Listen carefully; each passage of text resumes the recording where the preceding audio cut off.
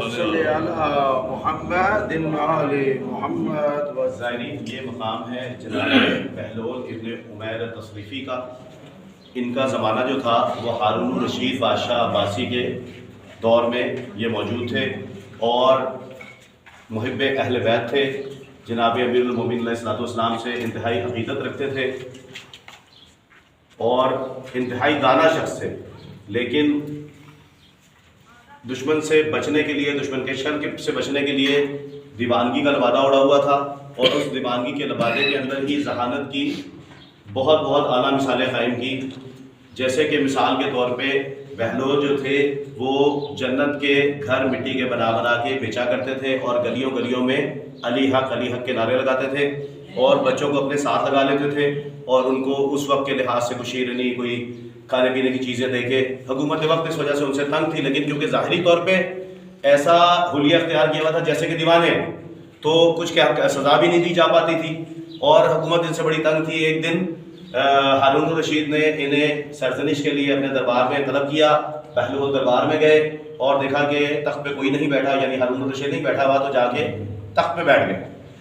جب سپاہیوں نے دیکھا تو سپاہیوں نے پکڑ کے بہلول کو زد و کوب کرنا شروع کر دیا، مارنا شروع کر دیا. تھوڑی دیر کے بعد ہارون الرشید واپس آیا اور اس نے بہلول کو نجات دلوائی اور کہا کہ بہلول تم نے یہ حرکت کیوں کی کہ جس کی وجہ سے تمہیں مارا گیا. بہلول ہنسنا شروع ہو گئے اور ہنستے ہنستے پھر دیوانے گری کا رخ اختیار کر لیا. اس نے کہا ہنستا کیوں ہے بہلول؟ اس نے کہا میں ہنس اس لیے رہا ہوں کہ اس تخت کے اوپر میں تھوڑی دیر کے لیے بیٹھا تو مجھے اتنی سزا ملی، میں سوچتا ہوں کہ تو اتنی دیر کے بیٹھا ہوا ہے تو مجھے کتنی سزا ملی. جنت کے گھر بنا کے بازاروں میں بیچا کرتے، لگا لیتے تھے اور بیچتے تھے کہ جنت کے گھر لے جاؤ، جنت کے گھر لے جاؤ. تو بادشاہ کی بیوی زبیدہ خاتون جو کہ انتہائی عقیدت مند تھی، ایک دن بہلول کے پاس گئی اور بہلول سے کہا کہ بہلول جنت کے کیا بیچ رہے ہو؟ اس نے کہا جنت کے گھر بیچ رہا ہوں. بہلول نے کہا ایک گھر؟ وہ بیوی نے کہا ایک گھر مجھے بھی دے دو، قیمت کیا ہے؟ اس نے کہا جو گلے میں ہار پہنا ہوا ہے یہ ہار اس کی قیمت ہے.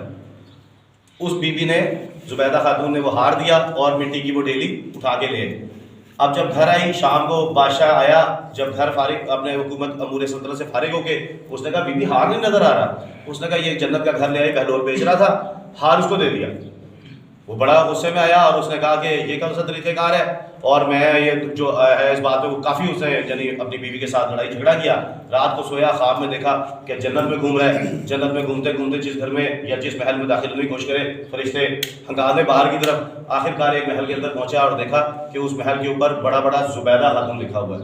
تو اس نے کہا یہ تو میری بیوی کا محل ہے. داخل ہونے لگا تو فرشتوں نے روک لیا. اس نے کہا یہ میری بیوی کا محل ہے، مجھے داخل ہونے دو. انہوں نے کہا نہیں، زبیدہ کے علاوہ اس گھر میں داخل ہونے کی اجازت کسی کو نہیں ہے، تیری ملکیت نہیں ہے. اور بہلول کو دھکا مار کے جو باہر پھینکا اس کو ہارون الرشید کو، تو ہارون الرشید کی آنکھ کھل گئی. گھبرایا ساری رات جاگتا رہا. صبح اٹھ کے بہلول کے پاس گیا، جنت کے گھر جو معمول وہ بیچ رہا تھا، اور جا کے کہا کہ بہلول ایک مٹی کا گھر آپ مجھے بیچ دیجیے. بہلول نے کہا قیمت ادا کر دے گا؟ اس نے کہا قیمت کیا قیمت ہے؟ اس نے کہا آدھی سلطنت.